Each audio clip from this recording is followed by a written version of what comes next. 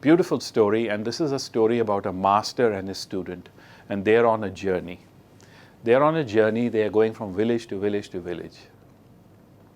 It's becoming night time, and they need to have a place to rest.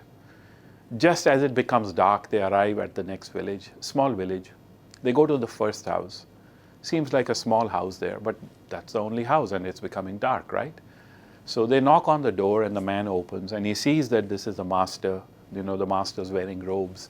He's got a junior student as an attendant. Master, how can I help you? Right? In ancient India, they were always very respectful of holy people, spiritual teachers. How can I help you, Master? Master says, look, we are on a journey, and we need now, it's night time, we just need a place to sleep and rest. Could you give us a place to sleep and rest? Tomorrow morning, we'll carry on our journey. The man says, look, Master, I'm sorry, but my living here is, my home here is very small. I have a wife, I have 2 kids, I have a dog. I'm sorry, there's no space here. But if you don't mind, come to the backyard, because there I have a big cow shed. And in the cow shed, there's plenty of space, and you can sleep there. So the master says, yes, we don't mind. So as they walk back, the master sees that the cow shed is massive, huge, like 5 times the size of the house. So he's thinking the man must have a lot of cows. So as they walk in, he sees there's no cows around. So he asks this man, he says, this is your cow shed? Yes, master, this is my cow shed. How many cows do you have? I have 1 cow. You have this big cow shed for just 1 cow? The master is thinking he's living in that small premises with his wife and 2 kids and a dog, and here he's got this massive shed for just 1 cow. Yes, master, I have only 1 cow, but you know, she's my special cow. She takes care of the whole family. She gives us milk. From the milk, we make butter.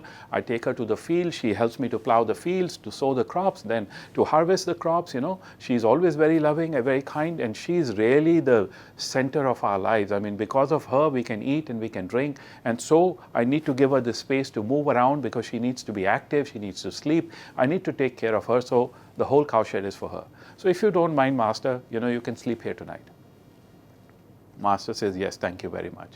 They sleep there on that night.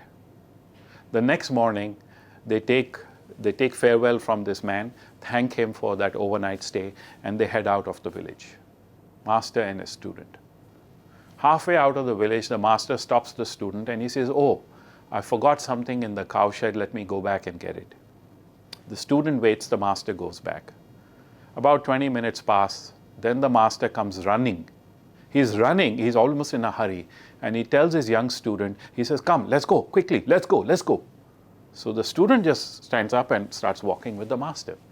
They go away, and after they have left the village and they have moved out, the student takes the opportunity to ask his master. He says, Master, why were you in such a hurry? What did you forget?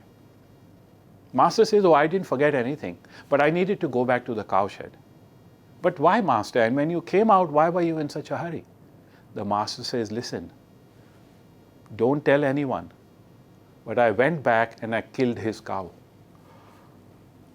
The young student is astonished, he's stunned that his master, this guru, this enlightened teacher went back and killed this man's cow, his only cow, the one that provided him butter and milk and helped him in the fields, and he killed his cow. But of course, you know, this is a master, and masters sometimes do things that others don't understand. And this is only a junior student, so he keeps quiet. He doesn't say anything, but he carries it in his heart. Carries it in his heart. But they never speak about it again. Master doesn't speak about it, student doesn't speak about it. Many years go by. And once again, after a few years, the master and the student are on a journey together. Now, as they're on this journey together, they're passing near the same village. The master tells his student, he says, oh, isn't this the village where we stayed overnight in that cow shed where there was 1 cow? And the student says, yes, master, that is the same village, but the student is thinking, what does the master intend to do? I mean, if we go back to the same village and the man recognizes us, he'll kill us. Master says, no, no, look, we must go and see that man. We must go and see that man. So the master starts walking to the village and the student has to follow. Now, as they come near that village, the first house they see is not that small hut anymore. Now there is a massive house in that same place.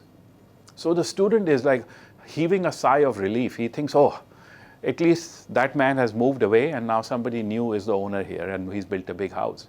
But the master goes up to the door and he knocks on the door. And the door is open, and lo and behold, it's the same man. The same man opens the door of this big house.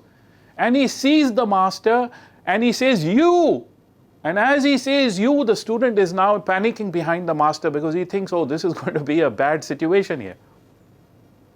But the man says you. And then he goes and he hugs the master. And he says, master, come in, please, master, come in. I've been waiting for you. And the student is stunned, like, what's happening here? So the man pulls the master inside the house. The student follows behind him. They sit down. They are served tea. The wife is there. The two boys are there. They have a couple of dogs now. It's a massive home. It's like the home of a rich, wealthy man. They even have a cook. They have a helper there serving the tea.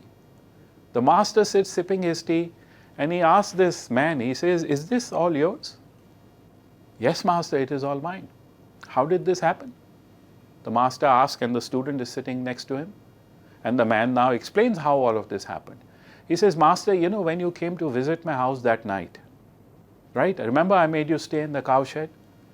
Well, the next day after you left, something bad happened in that cowshed. A mishap happened. I don't know who came in, some robbers came in or some thieves or some, miscreants came in and they killed my cow. They killed my cow. And then I was completely distraught. I didn't know what to do. I could see no way forward. Because my cow, my dear cow, the one who gave us milk and butter and took care of my kids in a way and who helped me on the fields, my whole cow, the one that I loved, was dead. So I was down in despair for a day or two.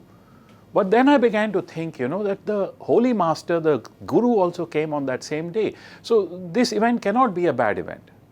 Because the Guru came and that's supposed to be a good sign, right? A person of wisdom has come to my house. That is a blessing for me. How can this be a wrong thing? So when my mind shifted, then I began to think that, look, this might be something good for me.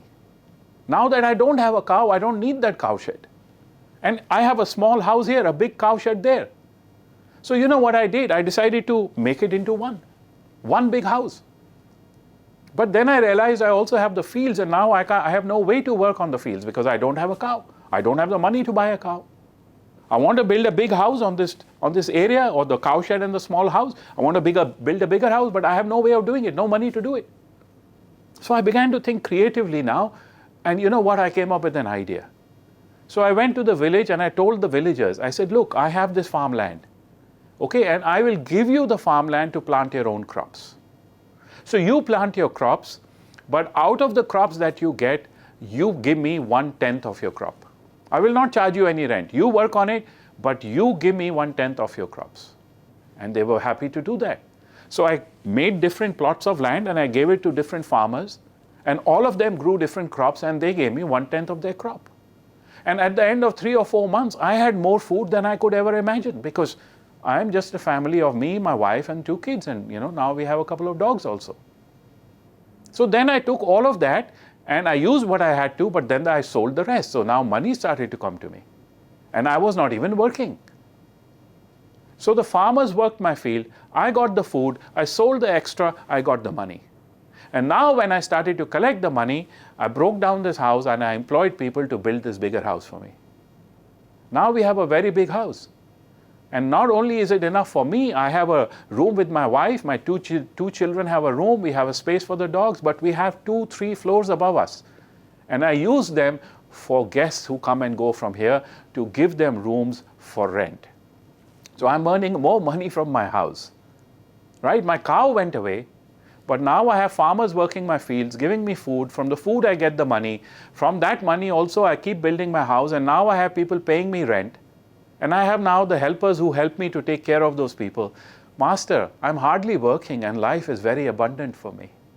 And I want to thank you that day that you came to my house, because that was the day when my life changed. First I thought it was really bad what happened, but then as I began to think creatively and I knew that you had come and a person of wisdom coming to my house was good for me, my mind shifted and I began to have creative ideas, and look, today is the result. Thank you so much, Master. When they finish their tea and they're walking away, That master looks at his student and he says, now do you know why I killed the cow? Because that cow was what was limiting him. His life would have never become bigger than that cow. You had to kill that cow for his life to get bigger, and that's the job I did. I'm telling you this story because you too have a cow. You have a cow which is limiting your life. Your life will never be bigger than that cow. Now, what is a cow? It is a limiting belief that you have, either about the universe, or about yourself, or about the outcomes you can produce, those three different sorts of beliefs. You have a cow there. And by the way, the cow doesn't live in the shed. The cow lives in your head. Remember that line of mine, that limiting cow, that limiting belief, that cow doesn't live in the shed, it lives in your head.